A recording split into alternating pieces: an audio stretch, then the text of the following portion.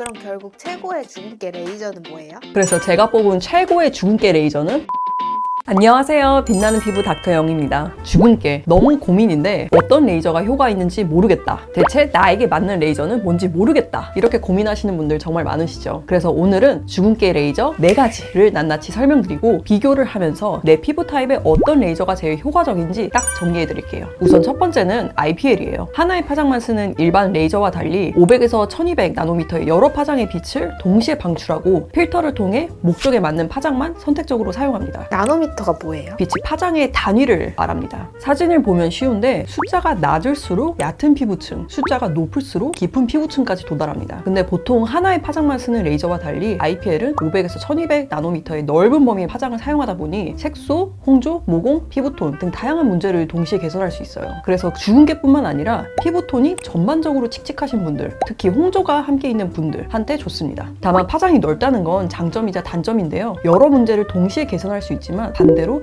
특정 색소만 정확히 타겟팅하기는 어렵습니다. 그래서 주근깨처럼 명확한 색소를 없애야 할 때는 레이저의 정밀도가 좀 떨어지는 편이에요. 두 번째는 리팟이에요. 리팟은 532 파장을 갖고 있는 레이저인데 표피층에 위치한 색소를 선택적으로 조사할 수 있습니다. 리팟은 주근깨 효과가 좋은데 문제는 가격입니다. 너무 비싸기 때문에 이걸로 주근깨 치료하는 원장님이 거의 없을 거예요. 리팟은 팁 하나에 가격이 굉장히 비싼데 커버할 수 있는 범위가 아마 500원짜리 크기밖에 안 될 거예요. 근데 주근깨는 대부분 이렇게 넓게 퍼져 있거든요. 500원짜리 크기의 팁으로 주근깨 전체를 커버하기에는 정말 너무너무 비쌉니다. 한 몇백만 원 나올 수도 있어요. 그래서 주근깨를 없애기 위한 용도라기보다는 흑자같이 범위가 작고 색이 진한 그런 색소들을 치료하기에 적합하죠. 세 번째는 아꼴레이드예요. 아꼴레이드는 7호 파장의 알렉산드라이트 레이저인데요. 멜라닌 색소에 선택적으로 반응하면서도 피부 깊숙한 층까지 침투해 색소를 정밀하게 제거하는 레이저입니다. 강한 에너지로 자극을 주는 대신 색소만 골라서 부드럽게 부수는 정밀한 레이저라고 보시면 돼요. 사실 이 장비는 의사들은 많이 쓰지만 소비자분들에게는 인지도가 높은 편은 아닙니다. 왜냐하면 단종됐거든요. 근데 제가 꾸준히 사용해보니까 임상적으로 진짜 주근깨의 직방입니다. 피부를 과하게 자극하지 않으면서도 색이 옅은 주근깨나 넓게 분포된 색소를 자연스럽게 정리해줘요. 아꼴레이드는 시술하고 얇은 딱지가 생기기는 하지만 딱지가 매우 얇고 부드럽게 떨어지는 편이에요. 그래서 피부가 예민하시거나 주근깨가 넓게 퍼진 타입의 분들이라면 치료 경과가 특히나 좋았어요. 자, 네 번째는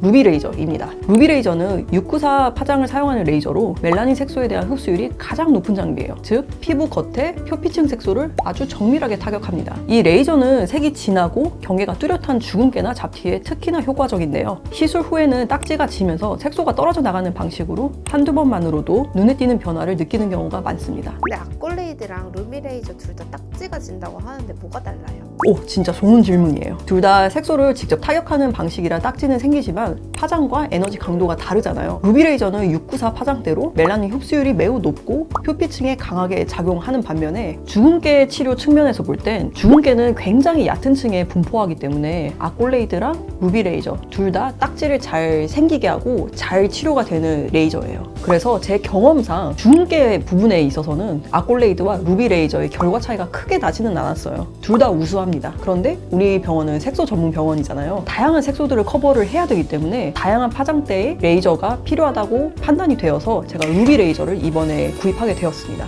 특히나 오타모반처럼 깊숙하게 위치한 색소들은 아꼴레이드처럼 파장대가 좀 긴 레이저가 우수해요. 그래서 어떤 색소는 루비 레이저가 더 우수하고 어떤 레이저는 아꼴레이드가 우수하기 때문에 제가 병변을 보고 어떤 레이저가 더 적합할지 판단을 내립니다. 그럼 결국 최고의 주근깨 레이저는 뭐예요? 그래서 제가 뽑은 최고의 주근깨 레이저는 없습니다. 사실 이 레이저들은 각각 너무 훌륭한 장비들이지만 하나만으로 완벽한 건 없어요. 결국 중요한 건 조합이에요. 피부마다 색소의 깊이, 반응 속도, 멜라닌 농도가 다 다르기 때문에 어떤 분은 루비가 잘 맞고 어떤 분은 토닝이나 아꼴레이드의 조합이 더 좋습니다. 그래서 우리는 이번에 고심 끝에 루비 레이저까지 도입을 해서 주근깨 치료에 필요한 모든 색소 전용 레이저를 거의 다 보유하고 있어요. 그리고 우리 병원은 환자마다 권유드리는 기간도 다릅니다. 어떤 분은 한 달, 어떤 분은 3개월 이런 식으로 주근깨와 잡티, 색소 상태를 함께 보고 기간을 다르게 진단해요. 근데 루비 레이저 1회 이런 식으로 레이저 안 나누고 왜 기간으로 나누세요?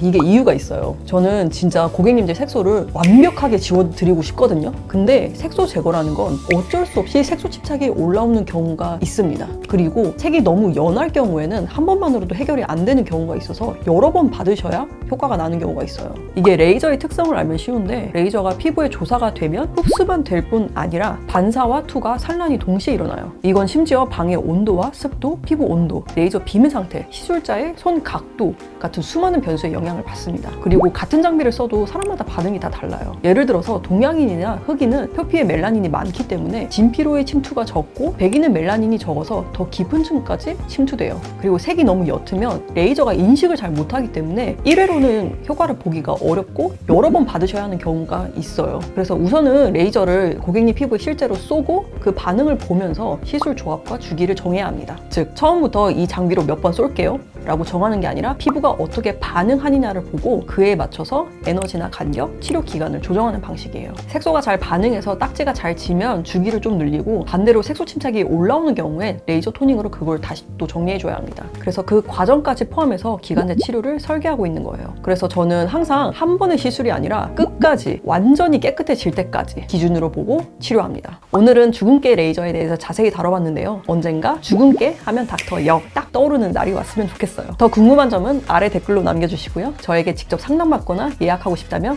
카카오톡 상담하기로 언제든 문의 주세요. 저는 빛나는 피부 닥터 영이었습니다. 안녕.